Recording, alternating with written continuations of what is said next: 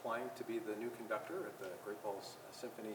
But tell me a little bit about your musical background. How did you get involved in it? It was kind of interesting. I was reading the little story on the Great Falls Symphony website about you, and says music was always a part of your life growing up. Yeah, that's right. So I grew up in the Netherlands, and nobody in my family was a professional musician, but my parents played music, cello and piano. So there was always music around, and they would always take me to concerts as well. So I was always interested in music. My mother just gave me the clarinet when I was 7. I didn't have much of a say, but I enjoyed playing it. I also enjoyed playing piano.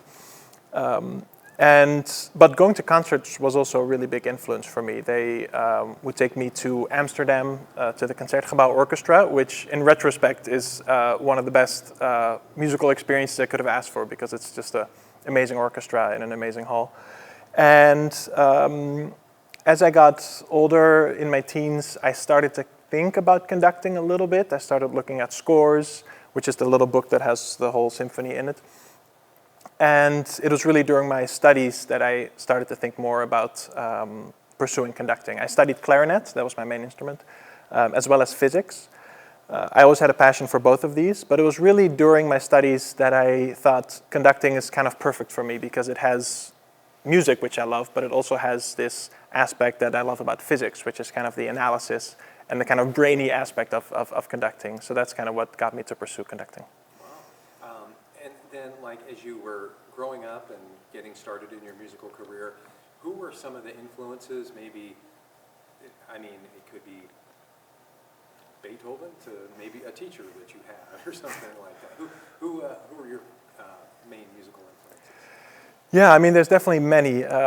Family has always been very important for me, my parents, but also my aunt, who actually lives in the United States. I used to play clarinet with her, and she would accompany me on the piano. That was always a big influence for me. But then, of course, also my teachers. My first teacher in New York, David Hayes, he was really important for me. He really taught me the fundamentals of conducting.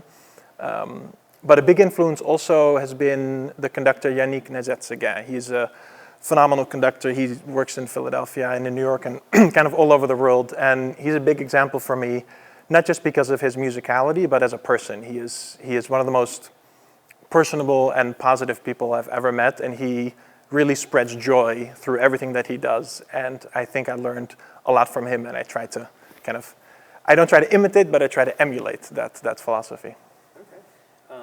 Let's see. As a conductor, I guess, what is your philosophy? Can you briefly describe your musical philosophy?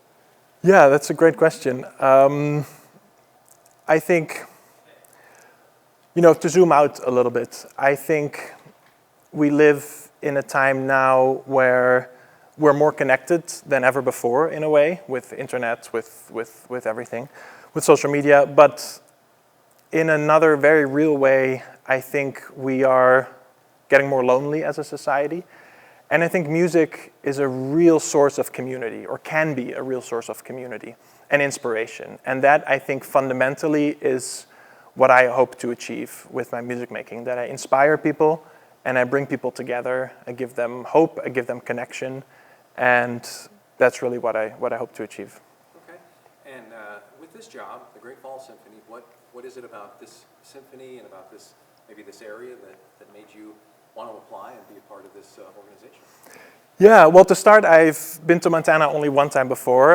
It was in Whitefish, and I really loved it. I'm a big fan of nature. Growing up in Holland, it's a little similar in the sense of the kind of wide space, but at the same time, it's very flat. We don't have a single mountain or even a hill, and here you drive and you see mountains everywhere. So I really love the environment here. But more, maybe importantly, I've had the pleasure of working with big orchestras in big cities in the past several years, and I've really enjoyed that. But what really draws me to Great Falls is that there's a real sense of community. Just having talked a little bit with the people in the organization, it seems very clear that people in the organization are really committed to connecting with the community, which they already are doing in many ways, through education, through outreach, through the chamber music, through choir, you name it. And that's something I would really love to contribute to really make the Great Falls Symphony even more connected to the community, and to work in a place like Great Falls, which I grew up in a town about the same size, and a place where people know each other. And And that's, yeah, that's what really draws me to here. Okay. Growing up in Holland and listening to music, and is there a difference in musical styles at all? I don't know, maybe that's not.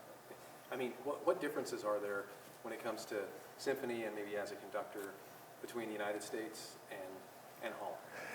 Yeah, it's a great question. I think one main difference is actually the source of funding, which is a little bit technical, but in the Netherlands, it's very much connected to the government. Most of the funding for orchestras comes from the government. And that can seem like a great thing. Often in America, people wish we had more of that, and I wish that as well. But in America, it's much more connected through donors, through supporters in the community. And I actually love that because it means that as an orchestra, as an organization, we're directly connected with our source of funding rather than with politicians who one group might be happy to fund the arts, but then somebody else comes in and they want to cut the arts. And so that's, I think, a main difference. And that makes it that the organizations in America are, I think, much more connected with their audience than in the Netherlands, actually. Okay. You mentioned education, which is part of the Great Falls Symphony's outreach. Talk about how important you think that is as a conductor and getting young people, excited, involved, and just aware of music. Yeah, I think education is everything. It's completely vital. If you don't invest in education, then in 15, 20 years, there's going to be, you don't have anything to replenish the orchestra, to replenish your audience. So I think education is vitally important. I also really love it. I work with a youth program in New York at Manhattan School of Music. I teach there, which I really enjoy. There's an energy that kids and youth orchestras give you that you can't find anywhere else.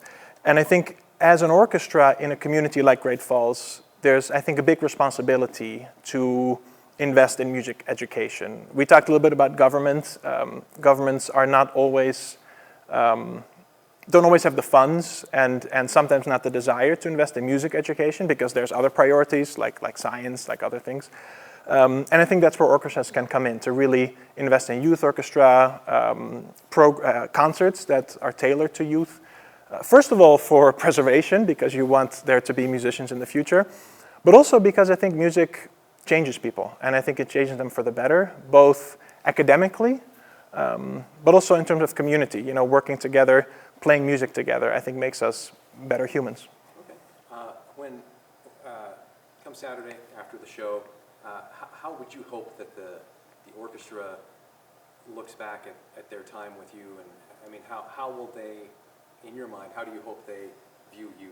How would you describe yourself, and how would you hope they describe you as a conductor? Yeah, I think if I had to pick one word, it would be inspiration. I hope they in the orchestra and the audience people, the people in the audience are inspired. That's really my goal. To be more specific, I hope to spread the love of music that I have, the joy for these pieces. I know some of the works that we're performing are well known, but I hope to kind of infuse them with a new, kind of a fresh perspective. And the pieces that are less well known, I hope people will hear them and think, wow, I can't believe I didn't know this piece. But really the main point is I want people to come away inspired. Okay. And as for the performance itself, what can you expect? Talk a little bit about what pieces will be leading that night and about the performance. Yeah, so the concert is February 14th, which is exactly Valentine's Day. So of course we couldn't help it but to have a theme around Valentine's Day. And so there's going to be 4 pieces on the program. And like I said, I think I can guarantee you that everybody will recognize some of the music. Some very famous love themes are in there. But there's also some pieces that I think most people have never heard before. So that's what really excites me. To talk a bit about the theme, the concert is all about love, but in different ways. So each piece is connected to love in a different way. The first piece by Mendelssohn, Hebrides Overture, is connected to love for a place. He wrote the piece because he was inspired by this place in Scotland called the Hebrides, and that's why he wrote that. The Bruch Violin Concerto is connected to love because it's, I think, the most romantic concerto ever written. And I mean that both lowercase r but also capital R romantic in terms of the the art form of the 19th century. It's a piece that is overflowing with emotion. And I think that's really wonderful. And especially to have my friend and great violinist Matthew Hakkarainen joining us for that is really exciting. And then after the intermission, we have a piece by Samuel Coleridge Taylor called Ballade in A minor. This piece is, I think, the least well-known. The composer is not very well-known. He lived in the late 19th, early 20th century in Britain. And he is a wonderful composer. He was he was supported by Edward Elgar, who thought that Samuel Coleridge Taylor was really the greatest young composer alive at that time. He died fairly young, unfortunately, but the ballade is a fantastic piece. It's connected to love in the sense that a ballade is generally sort of a poetic form that talks a lot about adventure and love. And this piece has that. It's only 10 minutes, but you hear right away a tale of adventure, and then after a few minutes you get an incredible love theme that is just, could be straight out of a Disney movie in the best way possible. And then we end with Tchaikovsky's Romeo and Juliet Fantasy Overture. This, of course, obviously is based on the greatest love story probably ever written. And in the span of 20 minutes, Tchaikovsky really manages to tell the story of Romeo and Juliet. And in this piece, even if you don't think you know the piece, I can promise you when the love theme comes, everybody will go, ah, yes, because this is a theme that, speaking of Disney, has been in every cartoon, I think, growing up. We've all heard this love theme. And I think it's the greatest love theme probably ever written. So I'm really excited about that. And there's even going to be a little treat after the violin concerto that will be a surprise. So I encourage everybody to come.